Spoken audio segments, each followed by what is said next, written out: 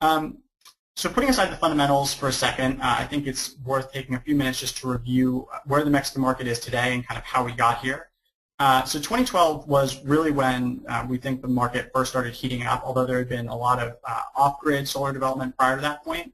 2012 was when we saw the under 500 kilowatt grid-tied market begin to really grow at a steady pace, and it accounted for about 6.2 megawatts that year.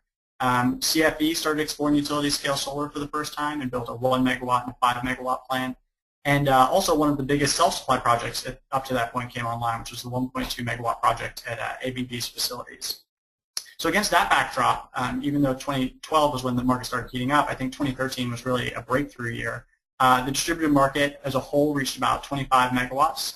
Could be a little lower, could be a little higher. We're waiting on final figures. But what we do know is that the over 500 kilowatt portion of that market started registering a lot more interest from companies, municipalities, and so on.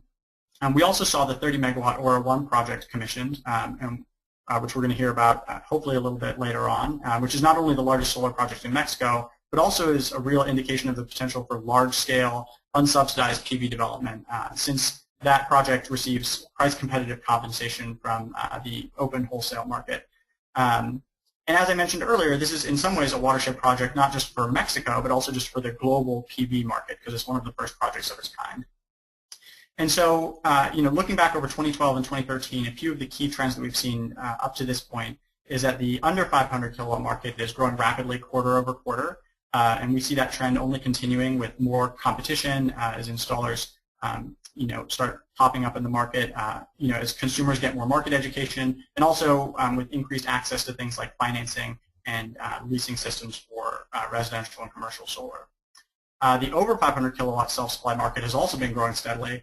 And as I mentioned, a lot of those projects have been restricted to single companies who are putting large-scale projects together, but we see there being a huge potential upside as that business model gets refined and as companies learn how to aggregate off-takers and develop, plus megawatt size projects. There's also the potential for merchant projects, or quasi-merchant projects, depending on how you define it, similar to Aura 1. And so those would be projects between 1 and 30 megawatts at select sites throughout Mexico. There's been a sizable pipeline of those projects that have already been approved by CRE, and I'll talk about kind of how we see the future of those projects panning out.